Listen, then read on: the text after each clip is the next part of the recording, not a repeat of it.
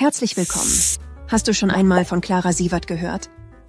Die deutsche Malerin und Grafikerin, die im Schatten der großen Namen der Berliner Sezession stand, aber mit ihren symbolistischen Werken tiefe Einblicke in die weibliche Seele gewährte. Doch wie schaffte sie es, als Künstlerin zu arbeiten, als Frauen oft nur Musen waren?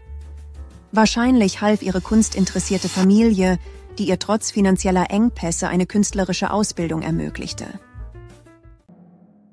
Sie wurde 1862 in Buda, Westpreußen geboren. Ihre künstlerisch begabte Mutter prägte sie und ihre Geschwister. Ihre ersten Zeichnungen waren von Fantasie und Dichtkunst inspiriert. Bevor sie Malerin wurde, stellte sie mit ihrer Vorliebe für Märchen und Mystik Szenen klassischer Dramen, wie zum Beispiel Maria Stuart, nach.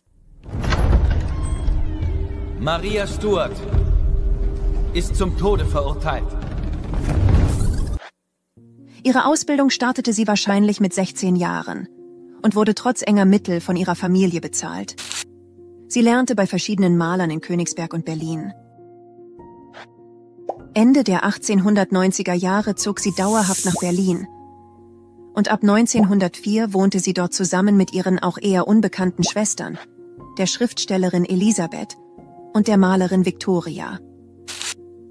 Im Nebenhaus war das Atelierhaus Zum Biber, in dem sie sich auch ein Atelier einrichtet. Hier arbeiteten auch weitere Künstler, wie Kirchner und Pechstein. Die kulturelle Szene in Berlin beeinflusste ihre Werke.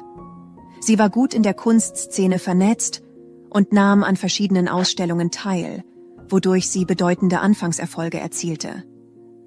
Auch war sie in verschiedenen Künstlerverbänden aktiv und wurde ab 1900 als eine der wenigen Frauen in die Berliner Sezession aufgenommen und unternahm einige Bildungsreisen.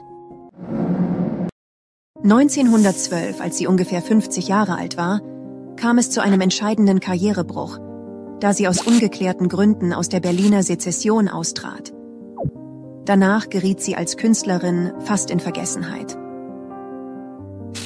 Der Tod ihrer Schwester Elisabeth 1930 stürzte sie in eine Depression und erneute materielle Krise.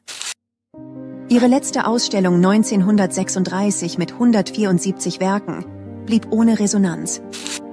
Der Zweite Weltkrieg verhinderte eine Folgeausstellung und ihr Atelier und Wohnhaus wurden bei einem Bombenangriff zerstört. Verarmt zog sie in ein Fremdenheim. Sie war Mitglied der Reichskulturkammer, aber nicht der NSDAP. 1945 starb sie im Alter von 82 Jahren in Berlin, unverheiratet, kinderlos und weitgehend vergessen an Herzschwäche. Schauen wir uns nun ihren Malstil und ihre Werke genauer an.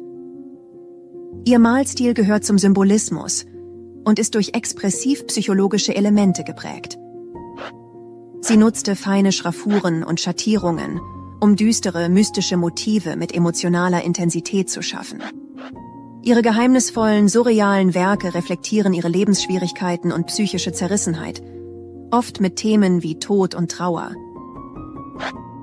Über die Jahre schuf sie eine Vielzahl von Selbstporträts.